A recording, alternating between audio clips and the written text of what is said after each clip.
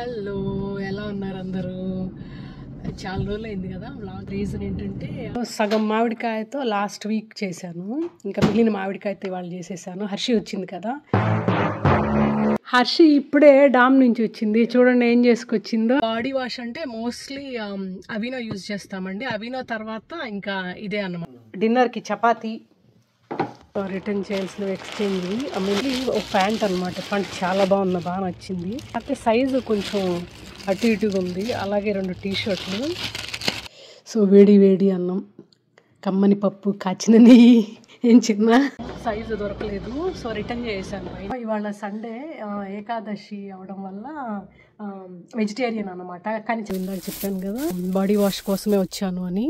So ఇక్కడ రాసారు చూడండి, వితౌట్ పారాబెన్స్ అండ్ థాలే. డిన్నర్కి అన్నము అండ్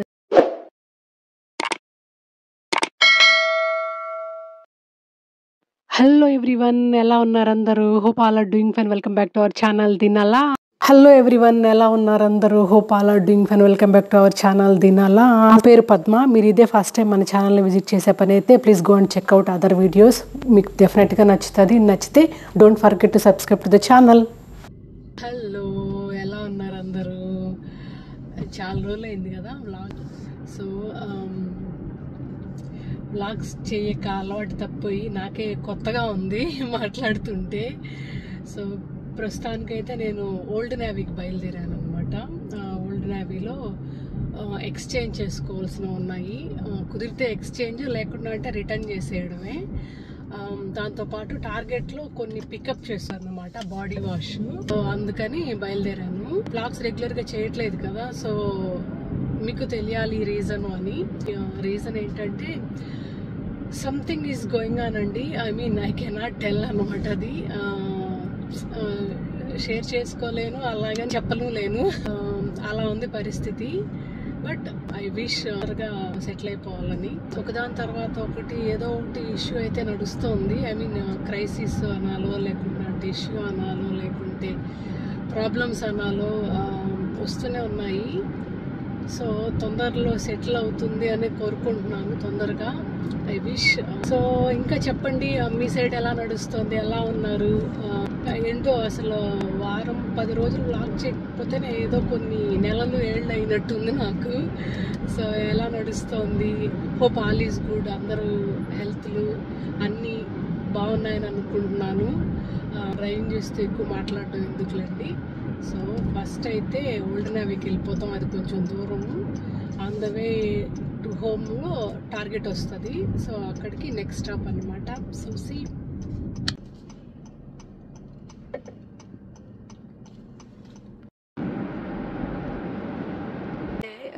ఓల్డ్ నేవీలో రిటర్న్ చేయాల్సిన ఎక్స్చేంజ్ ఓపెన్ చేసి చూపిస్తాను.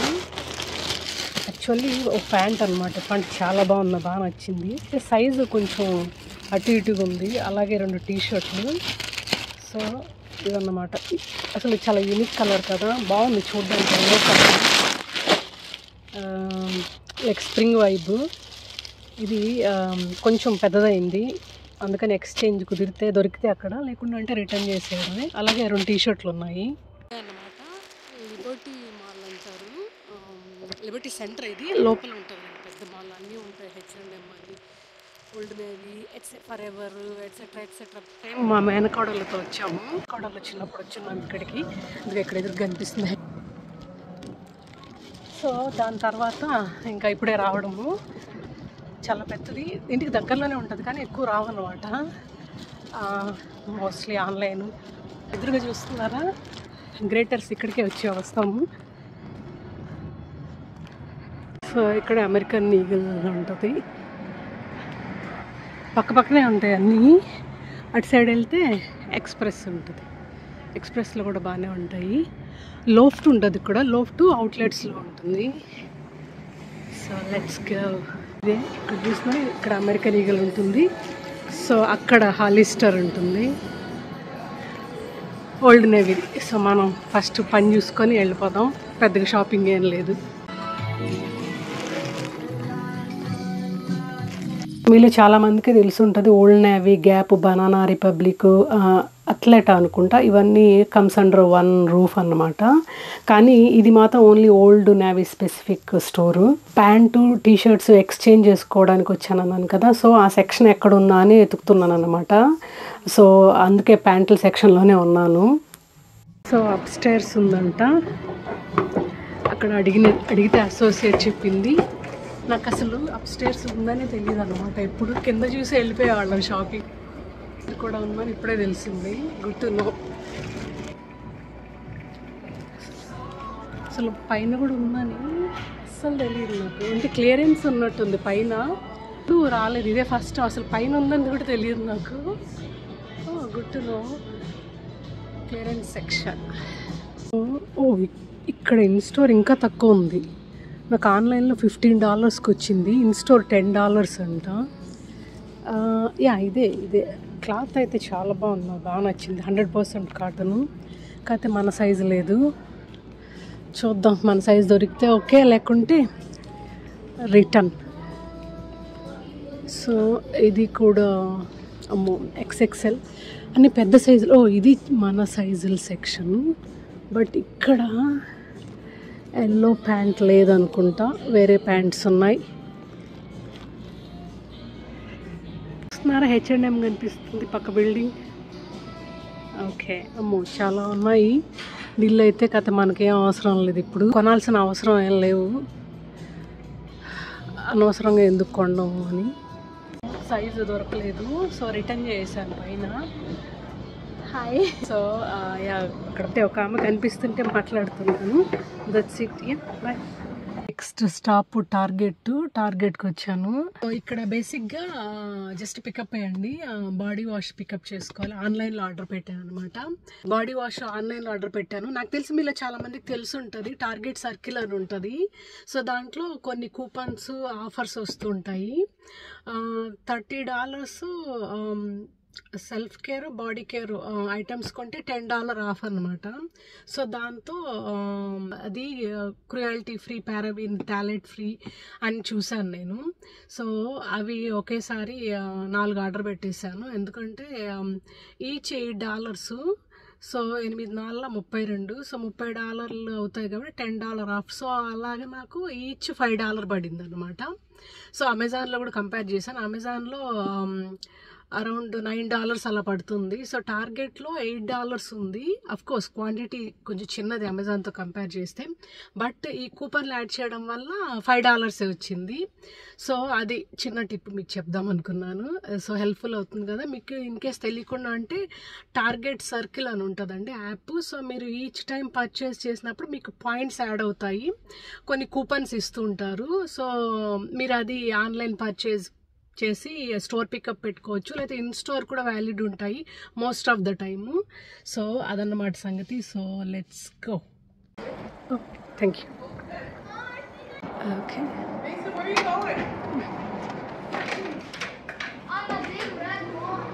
It's so nice to be here. అలానే రైట్ సైడ్ ఉంటుంది పికప్, ఆర్డర్ పికప్. అక్కడికి వెళ్ళిపోదాం. మనకు బార్ కోడ్ చూపిస్తే మన కావాల్సిన ఐటెం వాళ్ళు తీసుకొచ్చిస్తారనమాట. ఆన్లైన్లో ఆర్డర్ పెట్టింది. నాకు తెలిసి టార్గెట్ యూజ్ చేసే వాళ్ళందరికీ తెలిసి ఉంటుంది. Okay, hi. సో పికప్ చేసుకున్నాము, ఇంకా నేరుగా వెళ్ళిపోవడమే. నేను లోపలికి కూడా వెళ్ళట్లేదు. వెళ్ళాం అనుకోండి ఏదో ఒకటి చూస్తాము, కొంటాము, అవసరమా, అందుకే జస్ట్ పికప్ చేసుకొని వెళ్ళిపోతున్నాను. One of the shortest target trip. So మీకు ఇందాక చెప్పాను కదా బాడీ వాష్ కోసమే వచ్చాను అని. సో ఇది అన్నమాట ఇందాక నేను చెప్పాను కదా మెథడ్ బాడీ. సో ఇట్స్ ఇక్కడ రాసారు చూడండి, కనిపిస్తుందా? Without parabens and phthalates, cruelty free and so ఇవే ఒక 4 డిఫరెంట్ ఫ్లేవర్స్ తీసుకొచ్చేసాను. ఒకటి వచ్చి cucumber seaweed green tea, okay. And ఇది వచ్చి సిట్రస్ జింజర్ అంట, సి బక్థాన్. ఇంకొకటి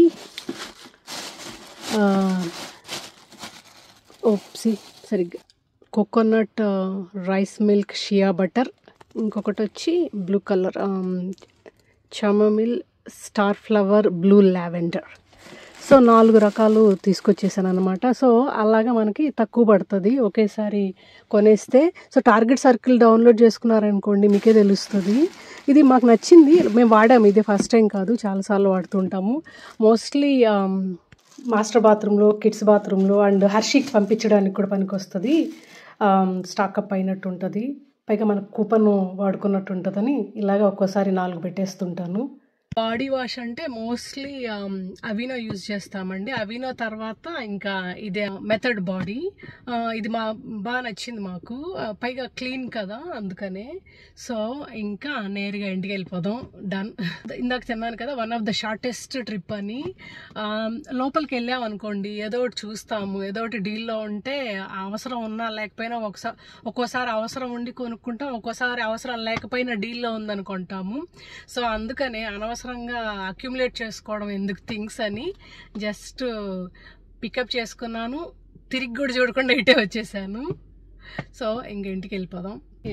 యాక్చువల్లీ ఇండియన్ స్టోర్కి మొన్న వెళ్ళొచ్చేసాము. ఇంకా స్ప్రింగ్ సమ్మర్ వస్తే చాలా అద్దాలు పెట్టేసుకోవాల్సిందే, ఎందుకంటే నేరుగా కళ్ళలో పడుతుంది కదా ఎండ, డ్రైవింగ్కి కష్టం అవుతుంది.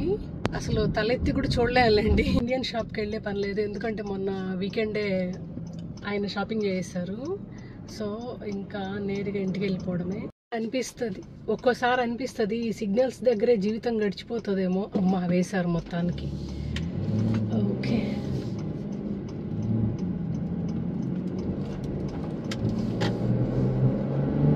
స్ప్రింగ్ సమ్మర్ వస్తే ప్రాణం లేచేస్తుంది. బాగా సన్నీగా, కొంచెం వామ్గా. వింటర్ అంటే బయటికి రావాలంటే భయం వేస్తుంది. ఎంత జాకెట్లు ఎంత ప్యాక్ అయినా కూడా చలే కదా. అందుకే స్ప్రింగ్ సమ్మర్ అంటేనే ఇట్స్ కైండ్ ఆఫ్ ఎనర్జైజింగ్గా అనిపిస్తుంది, బాగా సన్నీగా. A few moments later. మొత్తానికి ఇంటికైతే వచ్చేసాను. ఆల్ టుగెదర్ కలిపి హార్డ్లీ ఒక 1 అవర్ కూడా ఉండదు, పోను రానే ఎక్కువ టైం పట్టింది.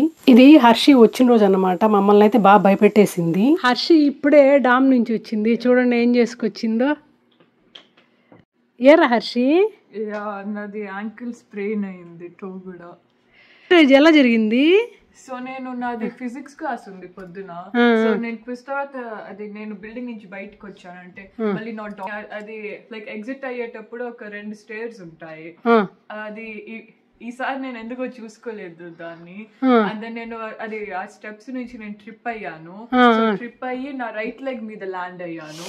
సో అప్పుడు లైక్ ఇమ్మీడియట్ గా నేను like I try to get up, but like చాలా పెయిన్ ఉంది. సో నేను కొంచెం అలా కూర్చొని మళ్ళీ లేసి డార్మ్ కి వెళ్ళాను. అండ్ దెన్ డార్మ్ కి వెళ్ళాక చూస్తే ఇది లైక్ నా ఫుట్ కొంచెం స్వెల్లింగ్ గా ఉండింది. అండ్ అప్పుడు నాకు లైక్ ఈ టేప్ లేదు. సో నేను CVS నుంచి ఆర్డర్ పెట్టి అది కట్టుకొని అది నాది మిగతా అవి టాస్క్స్ అన్ని చేసా. అబ్బా,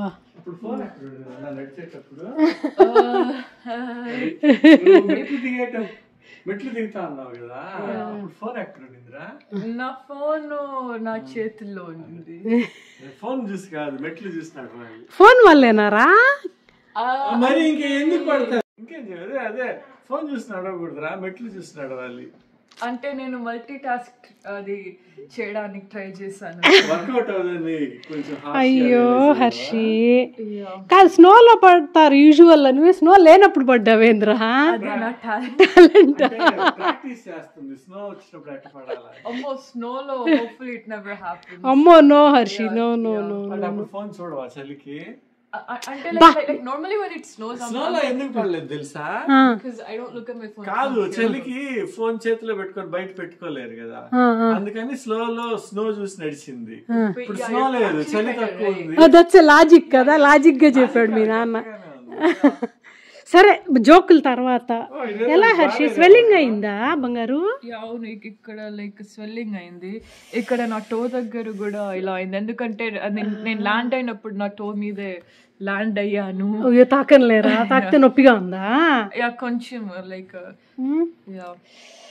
అబ్బా, చూసి పొద్దున్న వరకు చూసి తగ్గకుండా అంటే ఇంకో కాలు గురించి లేదు, లిటిల్ క్లినిక్ ఎక్కడికి వెళ్ళేసి రావచ్చు.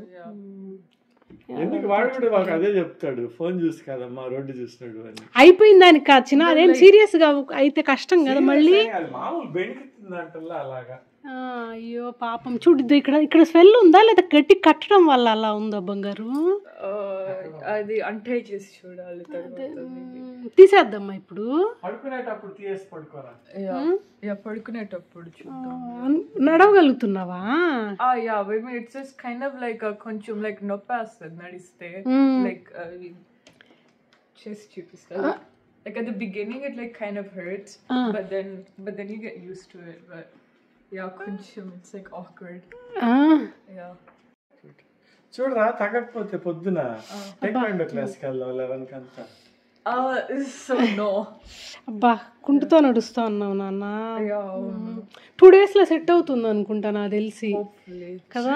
గారు ఏం చెప్పారు తెలుసారా, కుదిరితే పరిగెట్టు, అది కుదరకపోతే నడువు, అది కూడా కాకపోతే పాక్కుంటాను ఆగద్దని చెప్పాడు. సో అది if that doesn't work out నువ్వు నన్ను ఎత్తుకుంటూ I like it. అయిపోయి హర్షి అమ్మో అంతే అంతే. సో ఈ మచ్చితో హర్షి ఇప్పుడే వచ్చింది కదా లాండ్రీ బ్యాగ్. అంటే హర్షి చెప్పు. కాదు హర్షి ఇదే వాడుతాండవు కదా, అది వాడట్లేదు. రైట్ ఫుట్, అందుకే left with only left foot. ఇప్పుడైతే ఇలాగా జోకులు వేసుకుంటున్నాం, కానీ చెప్పిన రోజు అయితే అమ్మో ఎంత టెన్షన్ అయిపోయిందో అసలు. రకరకాల థాట్స్ వచ్చేసాయి. స్వెల్లింగ్ అంటే మరీ విపరీతంగా అయిపోయిందో, పాపం ఒక్కటే ఎలా మేనేజ్ చేస్తుందో. వెళ్ళిపోవాలనుకున్నాము. తర్వాత హర్షితో కాసేపు మాట్లాడినాక ఎలాగో రేపు వస్తున్నావు కదా, సో చూద్దాము అని అప్పటికి కొంచెం స్థిమితపడ్డాము. స్థిమితం అంటే టెన్షన్ అయితే ఉనింది. యాక్చువల్ స్థిమితం ఎప్పుడు పడ్డామంటే ఇంటికి వచ్చిన తర్వాత చూసాక కొంచెం నడిచాక అప్పుడు ఓకే ఇట్స్ నాట్ మేజర్ అని అప్పుడు కొంచెం రిలీఫ్గా ఫీల్ అయ్యాము. ఇలా అవ్వలేదు, ఇదే ఫస్ట్ టైం హర్షికి ఇలా అవ్వడము. దట్టు ఇంట్లో లేదు కదా, దూరంగా ఉంది కదా, అందుకనే ఎక్కువ టెన్షన్ పడ్డాము. టెన్షన్ పడ్డాను నేను. వాళ్ళ నాన్నేమో కొంచెం ధైర్యంగానే ఉన్నాడు. సో సాటర్డే లంచ్ అన్నం, మామిడికాయ పప్పు. లాస్ట్ సాటర్డే కూడా మామిడికాయ పప్పు కదా, ఈరోజు కూడా ఇదే. సో సగం మామిడికాయతో లాస్ట్ వీక్ చేశాను, ఇంకా మిగిలిన మామిడికాయతో ఇవాళ చేసేసాను. హర్షి వచ్చింది కదా, తను ఇష్టంగా తింటుంది అని అది. అండ్ ఇది క్యారెట్ క్యాప్సికమ్ తాళింపు, వెల్లుల్లి కారం లాగా. అండ్ ఒరుగులు అండ్ సుగ్గీలు చేశాను స్పెషల్గా హర్షి కోసం. చిన్న కంప్యూటర్ నంచుకుంటావా? కంప్యూటర్ నంచుకొని ఉన్నాం. సో ఇవాళ లంచ్ ఇదన్నమాట. సో ఇప్పుడే టెక్వెండో నుంచి వచ్చారు, మురారి స్నానానికి వెళ్ళాడు. నేను ఈయన తినేస్తున్నాము. వాళ్ళిద్దరూ బాత్లో ఉన్నారు, ఎందుకంటే మళ్ళీ తెలుగు క్లాస్కి వెళ్ళాలి కదా. 1:25 అయింది. సో తినేసి కాసేపు కూర్చోవచ్చని, అట్లీస్ట్ లేదా ప్రశాంతంగా తినొచ్చని. వీళ్ళు టేక్వాండో నుంచి రావడమే లేటుగా వస్తారు పాపము. ఇంకా వచ్చాక వెంటనే స్నానానికి వెళ్ళిపోతాడు మురారి. స్నానం చేసి ఇంకా వచ్చి ఇంకా గబగబా తినేసి ఇంకా తెలుగు క్లాస్కి పరిగెత్తడమే. హోమ్ మేడ్ నెయ్యి ఇందాక మర్చిపోయాను, మళ్ళీ వెళ్ళి తెచ్చాను. సో వేడి వేడి అన్నం, కమ్మని పప్పు, కాచిన నెయ్యి. ఏం చిన్న లాస్ట్ బిఫోర్ ఇయర్ వరకు ఈవినింగ్ ఉండేది కాబట్టి పర్లేదు, ఇప్పుడు ఆఫ్టర్నూన్ 2 PM కదా, అందుకే హడావిడి. సో డిన్నర్కి చపాతీ అండ్ మిగిలిపోయిన మామిడికాయ పప్పు, దాంతోపాటు ఆలు కూర.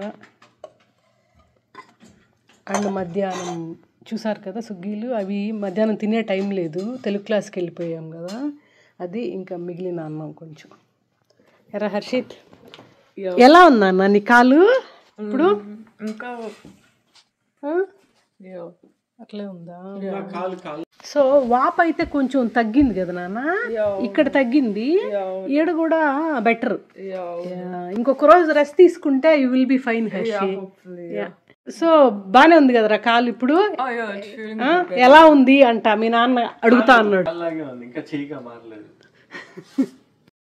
The next day.